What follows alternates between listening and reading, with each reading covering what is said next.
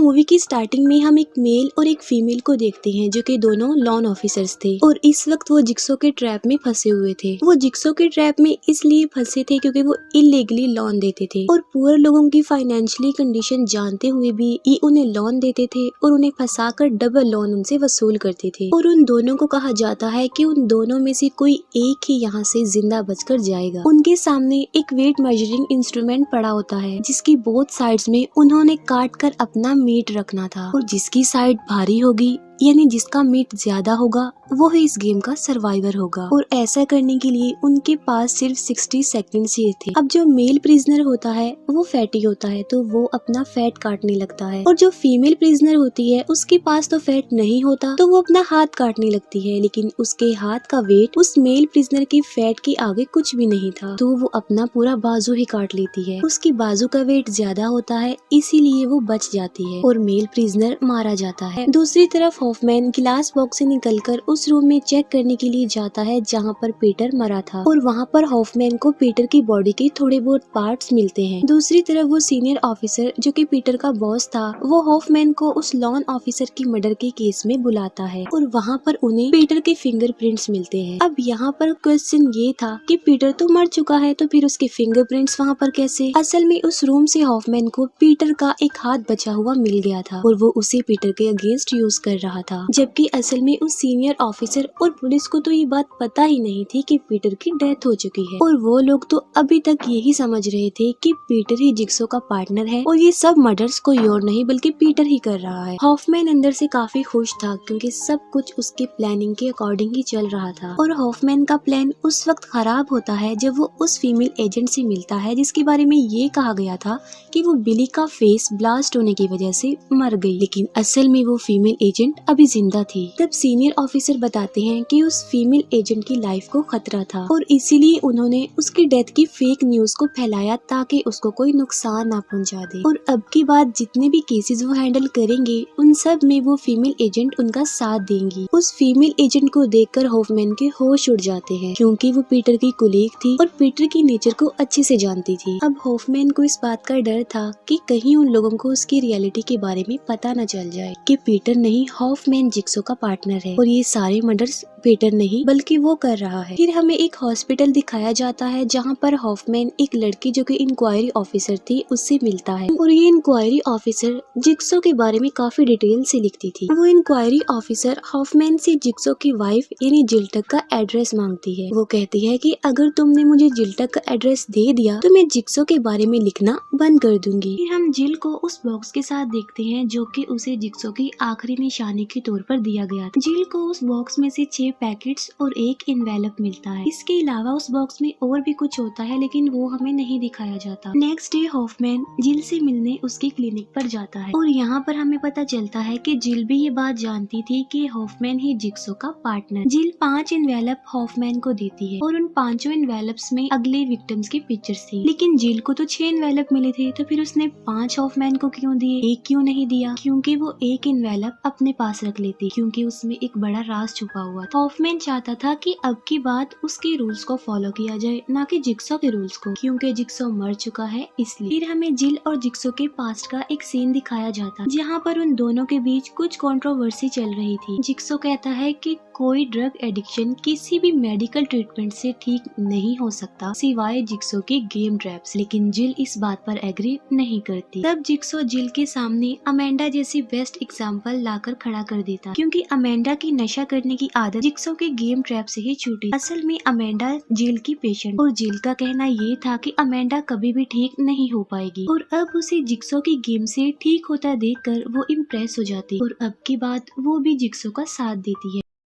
क्योंकि उसका point of view अब बदल चुका है। इसके बाद हमें एक मेडिकल इंश्योरेंस कंपनी दिखाई जाती और उस कंपनी के ऑफिस में हम कंपनी के मैनेजर को देखते हैं जिसका नाम विलियम होता है। वो लोग करते ये थे कि वो अपने क्लाइंट से पैसे लेते रहते थे और जब उनकी कवरेज का टाइम आता था तब उसमें कोई फॉल्ट निकाल कर वो कवरेज देने से इनकार कर देते थे ताकि क्लाइंट्स को पैसा ना मिले और वो सारा पैसा कंपनी ले। और इस सब के पीछे विलियम का हाथ था और उसमें इसका साथ दे रहे थे उसके 6 और साथी और वहीं पर हमें इस कंपनी की एक एग्जांपल भी दिखाई जाती है। उस कंपनी का 10 साल पुराना एक क्लाइंट होता है जो कि हार्ट पेशेंट था, और अब जबकि उसे अपने हार्ट के लिए पैसे चाहिए होते हैं तो वो लोग उसे ये कह देते हैं कि अब से पहले भी वो सर्जरी करवा चुका है, और वो उसे कवरेज देने से इनकार कर देते हैं, जिस पर वो आदमी विलियम पर केस कर देता है। सीनियर ऑफिसर और फीमेल एजेंट को पता चलता है कि जिक्सो अपने विक्टिम्स की बॉडी का पार्ट एक सर्जिकल नाइफ से काटता है, लेकिन लॉन ऑफिसर की बॉडी से जिक्सो पीस एक नॉर्मल ब्लेड से काटा गया, और इस नॉर्मल ब्लेड का इस्तेमाल पिछले पार्ट के विक्टिम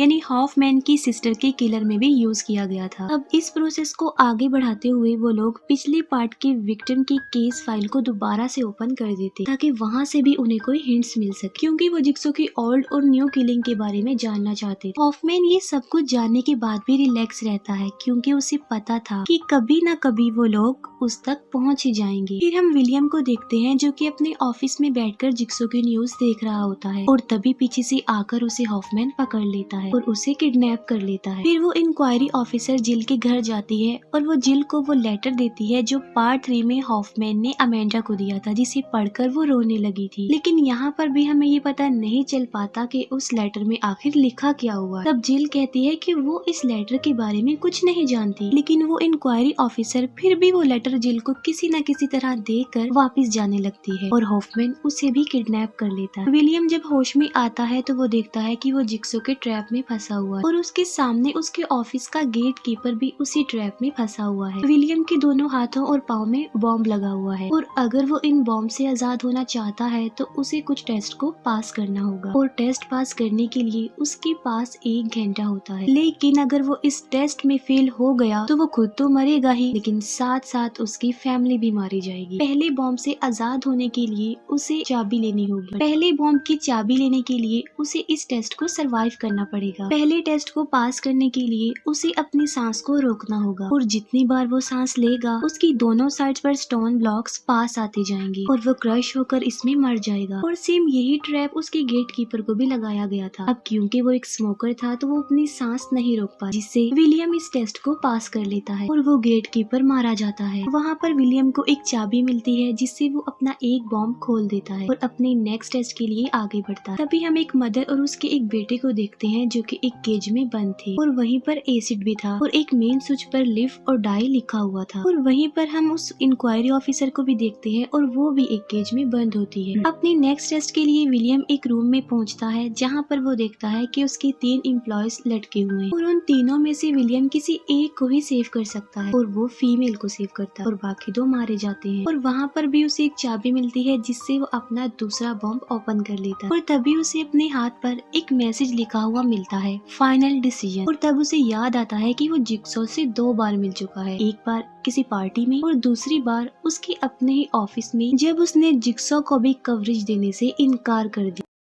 अगले टेस्ट में विलियम को उसकी लॉयर मिलती है और उसकी गले पर एक ट्रैप लगा हुआ था, और उस ट्रैप की चाबी विलियम के पेट के अंदर थी। लेकिन विलियम अपना पेट नहीं काटता, और टाइम अप होने से पहले ही उस लॉयर की भी मौत हो जाती है, और वहाँ पर भी उसे एक चाबी मिल जाती है और वो फिर से अपना बमशेल खोल लेता। सीनियर ऑफिसर को पिछले पार्ट के विक्टिम की एक टेप मिलती है जिसकी फ्रिक्वेंसी को वो लोग ठीक कर रहे थे ताकि आवाज को ठीक से सुना जाए कि वो किसकी वॉइस है। और जैसे ही उन्हें पता चलता है कि वो आवाज हॉफमैन की है, तब हॉफमैन सबको मार डालता है और वो उस टेप को भी खत्म कर देता है और उस जगह को आग लगाकर से चला जाता है। हम जिल को देखते हैं जो कि हॉस्पिटल के एक रूम में वही पार्सल डिलीवर करती है जो कि उसे मिला था। फिर विलियम एक ऐसे रूम में पहुंचता है जहां पर उसके वही 6 एम्प्लॉयज ट्रैप में फंसे हुए थे जो कि उसका साथ देते थे, और उस ट्रैप में से विलियम सिर्फ 2 लोगों को ही बचा सकता था। उन लोगों के सामने एक शॉट गन भी लगी हुई थी। 2 लोगों को भी बचाने के लिए विलियम को एक मशीन में अपना हाथ सेक्रीफाइस करना पड़ेगा, और तब वो 2 लड़कियों को बचा लेता। वहाँ पर भी उसे एक की मिलती है और वो अपना बॉम्बशेल खोल लेता। फिर हम उस माँ और बेटे को देखते हैं जो कि पैनिक कर जाते हैं क्योंकि टाइम अप होने ही वाला था और उन्हें कुछ समझ नहीं आ रही थी कि वो क्या करें। तब वो डिसाइड करते हैं कि वो उस मेन स्विच को ऑफ कर देंगे, लेकिन वो भी काम नहीं कर रहा था। फिर हम जिल को देखते हैं जो कि उस रूम में पहुंच जाती है जहाँ पर ये सारी गेम कंडक्ट हो रही थी, और जिक्सो के बॉक्स से जो बाकी सामान मिला था वो उसे वहीं पर रख देती। हॉफमैन ने जो लेटर अमेंडा को लिखा था वो भी वो उसकी टेबल पर रख देती है और वहीं किसी जगह पर छुपकर वो हॉफमैन के आने का वेट कर रही होती है। फिर विलियम फाइनल रूम तक पहुंच जाता है और वो उस रूम में होता है जो उस इंक्वायरी ऑफिसर और उस माँ और बेटे की